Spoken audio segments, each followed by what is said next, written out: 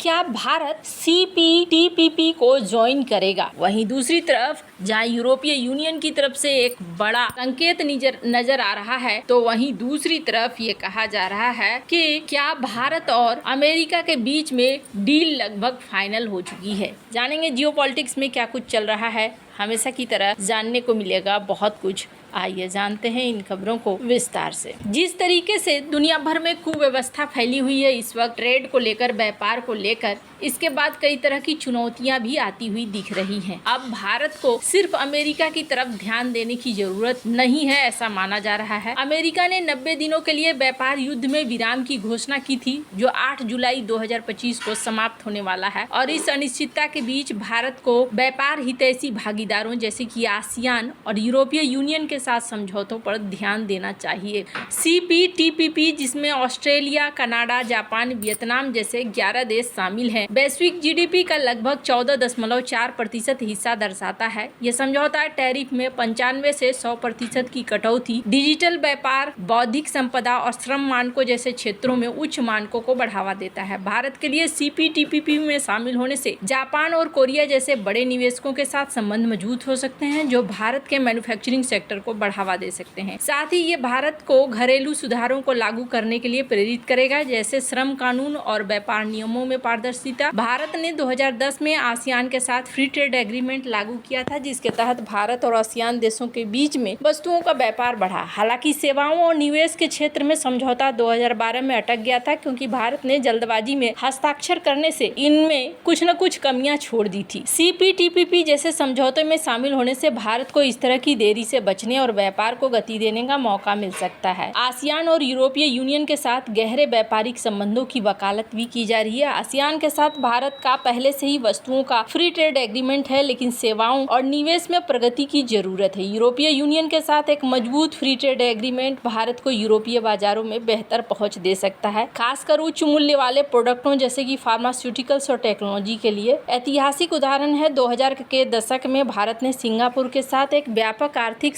समझौता किया था। भारत और आसियान देशों के बीच व्यापारिक संबंधों का एक उदाहरण है। भारत ने पहले RCEP से बाहर होने का फैसला किया था, क्योंकि इसमें चीन की मौजूदगी और घरेलू उद्योगों पर प्रभाव की चिंता थी। CPTPP में शामिल होने के लिए भारत को घरेलू सुधारों जैसे श्रम, पर्यावरण मानकों को लागू करना होगा, जो एक चुनौती हो सकती है। 1990 के दशक में भारत ने WTO के दबाव में टैरिफ और गैर टैरिफ बाधाओं को कम किया, जिसके कारण विदेशी निवेश बढ़ा। उदाहरण के लिए ऑटोमोबाइल सेक्टर में सुजुकी और हुंडई जैसी कंपनियों ने भारत में निवेश किया। अब यहाँ पर भारत के पास भी ये ऑप्शन है। वैसे आपको बता दूं, कनाडा के साथ अभी अमेरिका का खेल चल रहा है। अमेरिकी टेक्नोलॉजी कंपनियों पर डिजिटल सर्विस टैक्स को रद्द करने का फैसला किया है। अमेरिकी राष्ट्रपति डोनाल्ड ट्रंप ने इस टैक्स को अमेरिका पर सीधा और स्पष्ट करार देते हुए पहले वार्ता को निलंबित कर दिया था। कनाडाई प्रधानमंत्री मार्क कार्नी और ट्रंप ने अब 21 जुलाई 2025 तक एक व्यापार समझौते पर सहमति के लिए बातचीत फिर से शुरू करने का निर्णय लिया है। कनाडा ने साल 2024 में डिजिटल सर्विस टैक्स लागू किया था, जो कनाडाई और विदेशी कंपनियों पर लागू होता है, जो कनाडा में ऑनलाइन उपयोगकर्ताओं से राजस्व कमाती है। ये टैक्स 3% की दर से लगाया गया था। साल 2022 में रेट्रोएक्टिव रूप से लागू था, जिसके कारण अमेरिकी कंपनियां अमेजन, गूगल, मेटा, उबर और एयरबीएनबी पर लगभग $2 बिलियन अमेरिकी डॉलर का बिल बन गया। ट्रंप ने इसे अमेरिकी हितों के खिलाफ माना और 27 जून 2025 को व्यापार वार्ता को तत्काल प्रभाव से समाप्त करने की घोषणा की। 1980 के दशक में कनाडा और अमेरिका के बीच फ्री ट्रेड एग्रीमेंट पर बातचीत शुरू हुई थी, जो 1988 में लागू हुआ। इन समझौतों ने दोनों देशों के बीच टैरिफ को कम किया और व्यापार को बढ़ावा दिया। उदाहरण के लिए कनाडाई ऑटोमोबाइल और ऊर्जा निर्यात में वृद्धि हुई। हालांकि उस समय डेयरी और लकड़ी जैसे क्षेत्रों में विवाद रहा, जैसे कि आज डिजिटल टैक्स को लेकर है। कनाडा का DST रद्द करना इस तरह के ऐतिहासिक समझौते की तरह एक रणनीतिक कदम है, जो व्यापारिक तनाव को कम करने और बातचीत को आगे बढ़ाने के लिए उठाया गया है। कनाडाई वित्त मंत्री फ्रांकोइस फिलिप शैम्पेन ने घोषणा की कि कनाडा ने DST को रद्द कर दिया है, ताकि अमेरिका के साथ पारस्परिक रूप से लाभकारी व्यापक व्यापार समझौता हो सके। इस कदम के बाद ट्रंप और कार्नी ने 21 जुलाई 2025 तक एक नए समझौते के लिए बातचीत पर फिर से बात करने की बात कही है, ताकि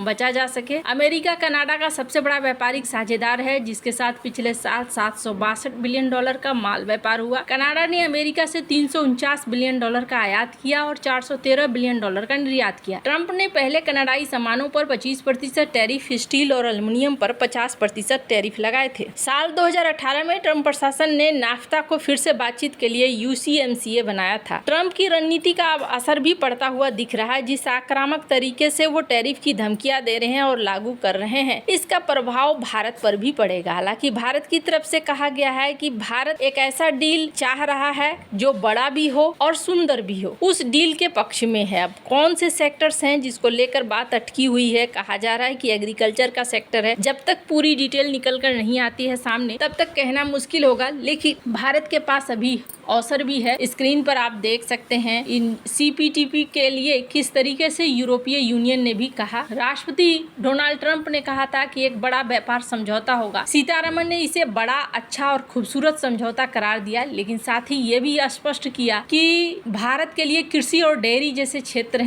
इम्पोर्टेंट है, ऐसे हैं जिन पर नेगोशिएट नहीं किया जा सकता है। अब ये समझौता 9 जुलाई 2025 की समय सीमा से पहले की उम्मीद है, जब अमेरिका भारत के ऊपर अतिरिक्त टैरिफ लगा सकता है। निर्मला सीतारमण ने कहा कि भारत अमेरिका के साथ एक व्यापक द्विपक्षीय व्यापार समझौते के लिए उत्सुक है, जो भारत के आर्थिक विकास और विकसित भारत 2047 के लक्ष्य का समर्थन देगा। अमेरिका भारत का सबसे बड़ा व्यापारिक साझेदार है और दोनों देशों के बीच इस वक्त $191 बिलियन का व्यापार है, जिसे साल 2030 तक $500 बिलियन तक बढ़ाने का टारगेट है। सीतारमण ने ट्रंप के टैरिफ किंग के बयान को अनुचित बताया और कहा कि भारत का टैरिफ ढांचा WTO के नियमों के अनुसार है। सीतारमण ने यह भी साफ किया कि कृषि और डेयरी क्षेत्र भारत के लिए बड़ी लाल रेखाएं हैं, जहां भारत कोई रियायत देने को तैयार नहीं है। ये क्षेत्र भारत के अर्थव्यवस्था और लाखों किसानों की आजीविका के लिए महत्वपूर्ण है। अमेरिका इन क्षेत्रों में अपने प्रोडक्टों के लिए भारतीय बाजार में प्रवेश चाहता है, लेकिन भारत ने इसे सख्ती से अस्वीकार कर दिया है। साल 2019 में RCEP से भारत इसी वजह से अलग भी हुआ था। अब देखना होगा कि अमेरिका के साथ किस तरीके से डील हो पाता है। वैसे ऐसा नहीं है कि भारत के पास ऑप्शन नहीं है।